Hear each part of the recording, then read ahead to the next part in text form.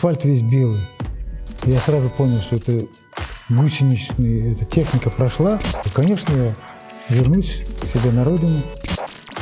Теперь мы, независимый Казахстан. Что, на их взгляд, мы должны делать? Я думаю, что это был поиск, конечно, не без ошибок. У нас много еще перспектив.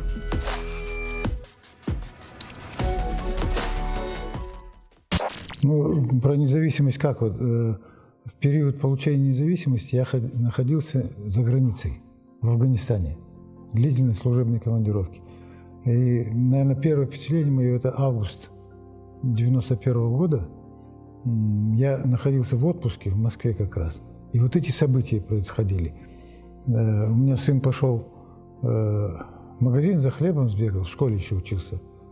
И приходит, говорит: папа, что-то там случилось? Говорит, Горбачева сняли. Я говорю: да ты что, вчера, говорю, по телевизору смотрели, ничего вроде не было, никаких этих, он отдыхает там в Форосе. Не должно быть ничего. Это как раз воскресенье было. Мы собрались на машине, я там жил как раз в отпуске в Москве. Поехали. Я говорю: все нормально. Я за Кольцевой жил, в сторону юго-запада. Едем на машине, у нас своя машина была, Волга тогда. И подъезжаем где-то в сторону Ленинского проспекта, навстречу несколько танков едет и БМП. А я же различаю их после Афгана же. Думаю, если бы что-нибудь случилось бы, эта техника шла бы в сторону Москвы, а не наоборот. Думаю, успокоился, дальше еду. На Ленинский проспект только выехали, а там же двухполосный, половина там, половина с этой стороны. С этой стороны ничего нет, а туда смотрю, асфальт весь белый. И я сразу понял, что это гусеничная эта техника прошла, и поэтому асфальт белый. Сразу становится такой. Думаю, и тогда сообразил, что, оказывается, вот эти танки шли брать наш район. Уже зашла колонна большая, со всех сторон зашли же техника. И потом они встали, улицы все перекрыли, подъезды, основные проезды. Потом к Ленинским горам подъехали, дальше. И уже меня интерес брал. Решил проехать до центра города. Это вот первое впечатление. После этого начались события, вот эти парад суверенитетов. И Казахстан самым последним получил независимость. Я опять-таки был тогда за границей. И когда развал произошел Союза, все, что за рубежом было, дипломатические представительства, оказались собственностью Российской Федерации. А у Казахстана ничего не было. Поэтому автоматически я работал в генеральном консульстве тогда. Это генеральное консульство автоматически стало генеральным консульством Российской Федерации. И я стал сотрудником внешнеполитического ведомства России. Работал. Видимо, и в Казахстане происходили события получения, создания новых институтов, независимости и так далее. Я в это время там находился. И уже лето, приехал домой, я в Семипалатинске жил. Оттуда специально приехал в Алмату, зашел к руководству комитета, как мне быть? Они говорят: да, мы с удовольствием, давай, приезжай. Ты как намерен? Я говорю: конечно, я вернусь к себе на родину. Потом вернулся в Москву, оттуда опять уехал за границу. Я тогда работал в Мазари-Шарифе, Афганистан. И буквально через месяца два пришло письмо из центра, что, мол, Комитет национальной безопасности обращается, с просьбой, если я не возражаю, вернуться в Казахстан. Я к руководителю пришел, тогда резидент у меня был. Я ему говорю: вот так и так. Он говорит: что ж, вопросов нет. Я не один я такой был, потому что у нас в составе были представители Узбекистана тогда были, но они пораньше, потому что у них и суверенитет был, и как-то получилось, что они были откомандированы раньше. А я оставался, занимался, много у меня там вопросов было по линии прикрытия и по линии резидентуры тогда. Приехал в Москву, позвонил домой руководству. В Москве сразу решил пройти стажировку перед выездом в Казахстан. Прошел по всем этим. То есть я готовился основательно, что вот мы получили независимость, теперь нам надо по всем линиям. Понятно было, что я буду работать по линии разведки. Я решил пройти по информационным подразделениям, по оперативным подразделениям. Везде главный тезис у меня был, что все, что произошло, конечно, лично от меня или от определенного круга не зависит. Теперь мы, значит, независимый Казахстан. Что, на их взгляд, мы должны делать? Они у меня спрашивали, я у них спрашивал. И по приезду, конечно, сразу приступил, как говорится, к работе, доложил свое видение. Вот. Поэтому и бурные события были, так скажем. Они, может быть, для обывателя незаметные, но очень много. Меня направили, с учетом того, что я за границей был, сразу, тогда не было расшифрован. Меня вообще практически никто не знал. Я в Алмате до этого не работал, в консульское управление Министерства иностранных дел. И там мы создавали первые самые документы вот этих консульских отношений, положения разные, значит, ноты. Много набрали, так скажем, людей в МИДе тоже с улицы. Это были выпускники разных вузов со знанием языка, международной подготовкой. И я был один из тех практических работников, которые уже две загранкомандировки за моей спиной были. И приходилось вот писать. Сейчас я знаю, они успешно работают в МИДе, с кем мы начинали. Кстати, наш глава государства Касым-Жомарт Кемелевич Токаев тогда тоже учился в Москве, в академии, оттуда вернулся, даже, можно сказать, досрочно. И об этом уже много раз писали, что он в одном кабинете сидели, там два замминистра, в тесном маленьком кабинете в Алмате. И вот, так скажем, особенно вот наш Комитет национальной безопасности, внешнее политическое ведомство, МИД, они же были, так скажем, в основном филиалами центрального аппарата, потому что у нас собственной внешней политики, собственной внешней безопасности не велось. Если там какие-то министерства образования, министерства там сельского хозяйства были развиты, я имею в виду промышленные. А вот что касается обороны, безопасности, внешней политики, этого не было. Например, Министерство иностранных дел было около 20 человек всего было, все министерство. Комитет национальной безопасности, конечно, был побольше, но все равно он, значит, у него функции, особенно по внешней работе, так скажем. Внешняя работа тогда только разворачивалась. Казахстан тогда занимался в области внешней разведки в основном, так скажем, через зеленку, так называемое понятие было, через зеленку. То есть это нелегальная разведка была, потому что легальных отношений, так называемых легальных посольств, не было собственного. Определенная работа заметная была по линии научно-технической, экономической разведки. Филиал наш работал. А теперь же пришлось нам самостоятельно. Сразу начались открываться посольства за рубежом, соответственно, в составах посольства наши сотрудники должны были внедряться. Это вот как сложности были определенные по их легализации, зашифровке сотрудников наших. Это все было новая, значит, работа. В теории это все известно, может быть, было тем, кто прошел определенную подготовку тогда в московских, так скажем, специализированных учебных заведениях. А людей приходилось брать, так скажем, выпускников вузов разных и так далее. Но вот у меня вот это осталось, конечно. А потом очень большая работа с нормативными. Надо было, значит, сознание сотрудников, потому что основной костяк сотрудников были, это же все-таки контрразведывательные подразделения, в основном. Разведывательные подразделения были небольшие. Можно сказать, что началось с отделения разведки когда-то, потом был отдел разведки, и сейчас где-то в 70-х годах уже было управление разведки, так скажем, первое управление разведки. А в областях были только группы, отделения, и максимум отделы были в нескольких областях. Это в Алмате было, по приграничному, например, Семипалатинский, Искальногорский. Вот там только отделы были.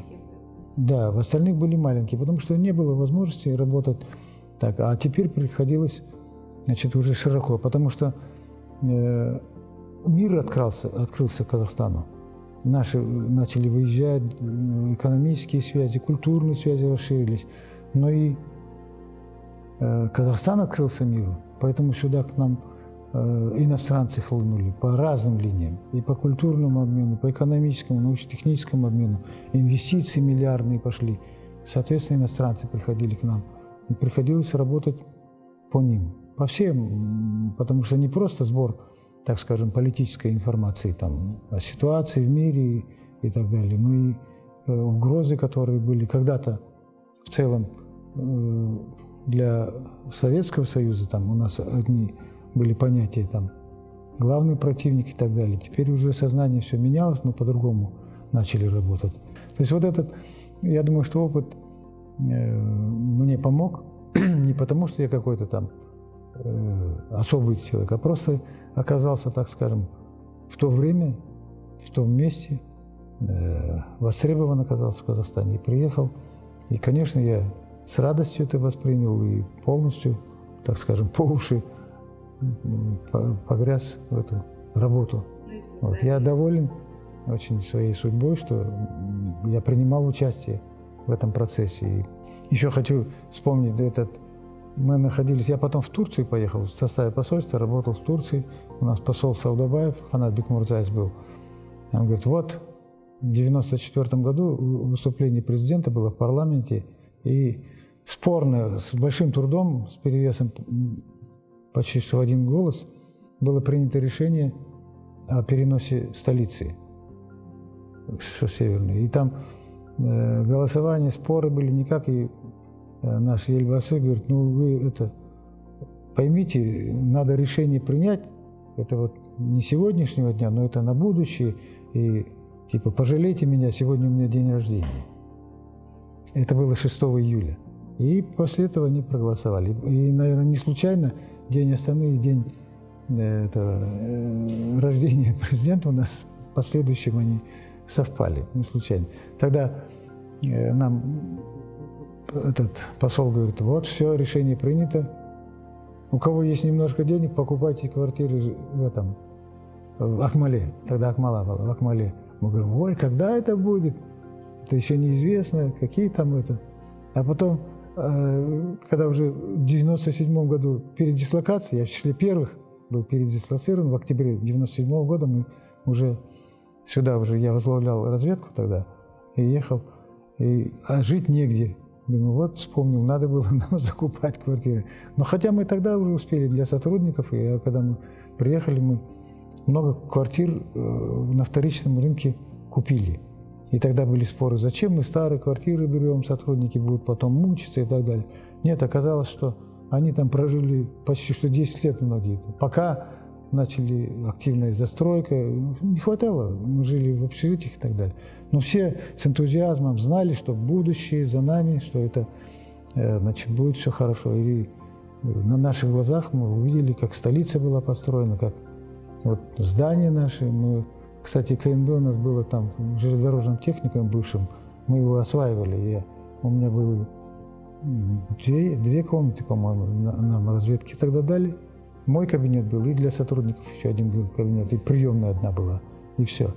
Это там все подразделения находились в том старом здании, а потом вот строили новый жилой дом. Ну, подбор кадров, конечно, был, с учетом того, что я в МИДе уже до этого поработал, когда я пришел в комитет, ну, кадры ведь вот эти, я не один, из Москвы приехал несколько у нас человек, оттуда и в МИД приехали, и в комитет. В основном туда формирование шло. А подбор кадров, выпускников, вот очень много мы, тогда Казгу был, сейчас Казну, оттуда, сейчас они уже, многие работают на различных должностях. Вот. Именно по такому принципу мы подбирали, конечно, в ускоренном режиме было. Если раньше в КГБ СССР минимум год изучали, то здесь пришлось подсократить. С учетом того, что с приобретением независимости у нас же пошли большие движения, например, на Запад уехали эти немцы, там поляки у нас были, евреи повыезжали. Очень много русских уехало в Россию. Ну, кто пенсионный возраст, который, значит, потому что уже пошли новые, так скажем, требования, новые перспективы, и поэтому очень много молодых мы набирали. Курсы были, значит, созданы специальные, значит, ускоренная, так скажем, подготовка по линии разведки. По линии разведки мы и теоретическая же подготовка была, а также и сборы, так скажем, месячные специальные сборы мы срочно организовали потому что не хватало людей, которые прошли срочную воинскую службу. На базе академии? Да, на базе академии, на базе, ну, по линии разведки мы отдельные специальные делали, это, так скажем, подбор кадров с учетом конспирации, так скажем, чтобы не расшифровывать преждевременно, такой, значит, подбор тоже шел из числа людей, которые имели международную подготовку, которые имели знание иностранного языка по линейным направлениям, там, в зависимости от того, политическая это будет разведка направления, научно-техническая или экономическая, или там другие линии. Технические тоже, кстати, были собственные, создавались, потому что надо было переориентировать вообще в целом разведку, если она работала только тогда с территории, а теперь уже надо было людей готовить, которые сами будут выезжать за границу и находиться в основном в составе посольств, либо других наших представительств. Это вот коммерческие разные связи могут быть, там научные связи, культурный обмен. Все это тот весь арсенал, который используют все разведки мира. Мы то же самое начали работать, просто это было для основной массы новое. Раньше, конечно, тоже хотели бы, но так как Казахстан не имел независимого своего посольства, своего там представительства за рубежом, он не мог этими вопросами заниматься. Все это решала тогда Москва. А теперь приходилось нам самим. И, значит, трудности определенные, конечно, в этом плане были. Произошел, конечно, и отток кадров, потому что те люди, которые раньше занимались только, так скажем, разведкой с территории, они уже не нужны были. В этом особой необходимости не было. Пришлось их подсокращать, соответственно, это, а набирать уже других. Ну, вот, и было несколько нормативных актов принято, постановлений правительства в области разведки, специальные указов, несколько было президентов, ну, вот, в области специальной по линии разведподразделений Комитета национальной безопасности и Минобороны. Такой тоже был. Вот, ну, сейчас мы независимая страна, но с учетом новых вызовов и угроз, да, вот, какие должны быть нынешние? Ну, это трансформация-то, конечно, по ходу всегда шла по тем организационным решениям, которые были приняты в области разведки. Я других не буду говорить. В 1997 году был указ о создании службы Барлау, потом через год ее опять в состав комитета ввели, потом через некоторое время опять вывели, опять. Я думаю, что это был поиск, конечно, не без ошибок.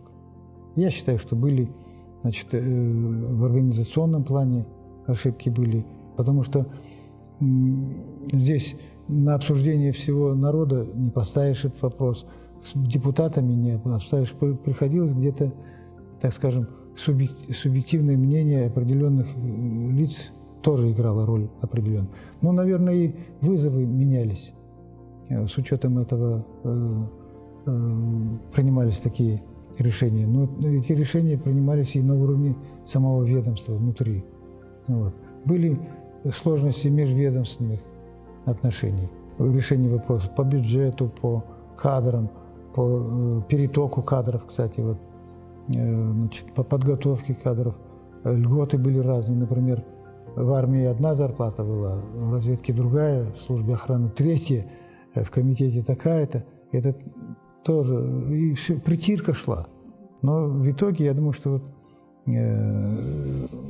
координация и взаимодействие и, значит, концентрирование на решении какой-то проблемы, я считаю, что это в итоге мы к этому пришли. правильно. Вот в настоящее время вот, концентрация усилий, значит, всех возможностей наших и на территории, и за рубежом, и с использованием технических возможностей, людских, информационных возможностей, это правильно, я думаю.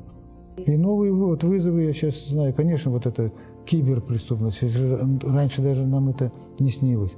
Например, если раньше, вот даже в технической, скажем, у нас были станции, так скажем, дальние агентурные связи у нас в Казахстане были, они в Сибири были, на Кавказе, в России.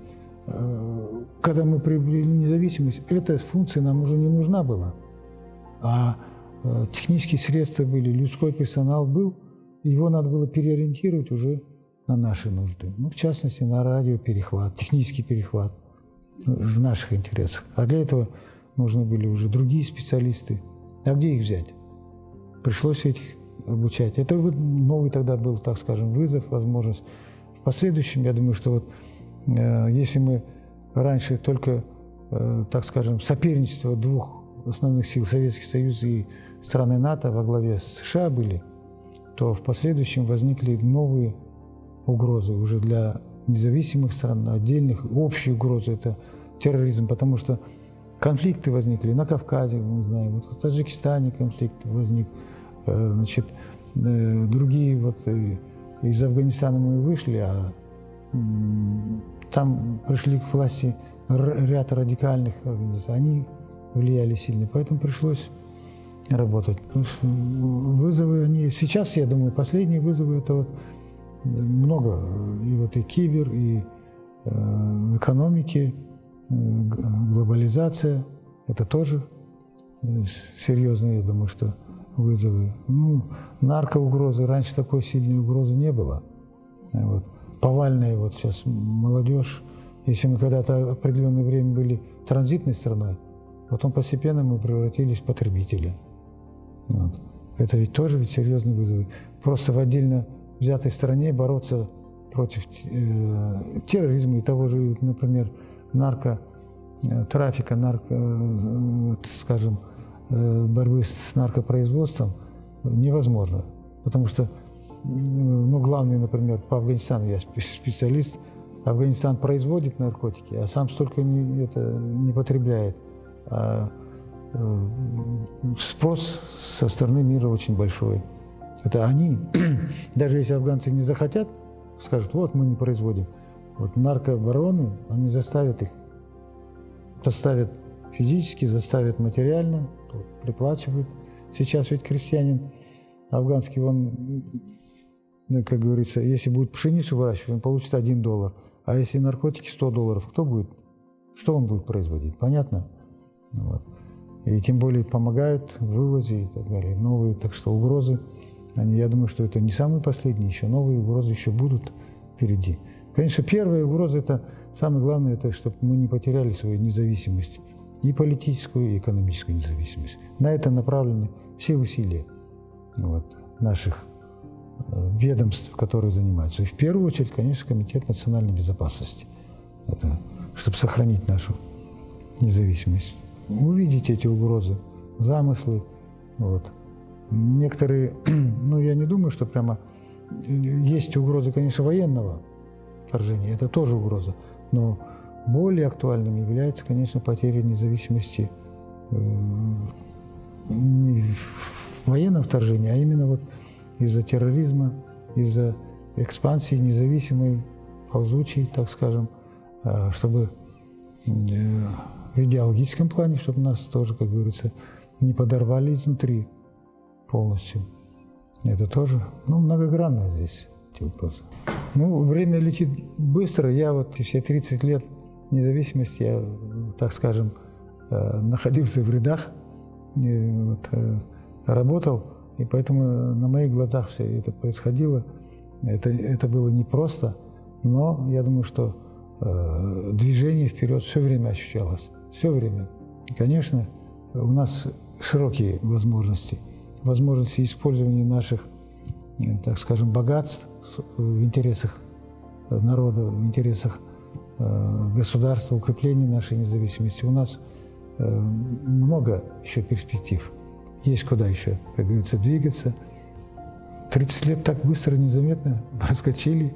Вот, и я желаю успехов на этом поприще, особенно нашим молодым сотрудникам, ветеранов вот от нашей получения независимости.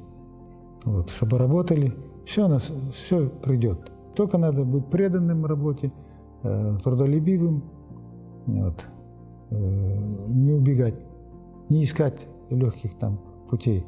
Вот. Тот, кто ищет легкие пути, потом он потеряет в перспективе. До какого-то момента дорастет за счет вот этих, и все, и упрется в стенку, которую не сможет преодолеть, потому что он те трудности, не смог преодолеть. И вот я думаю, что вот, у нашего молодого поколения еще большие эти, еще будущие эти, особенно начинающие, еще будет 30 лет, я даже не могу представить, что у нас будет. Вот. И однозначно прогресс, конечно, однозначно. Вот.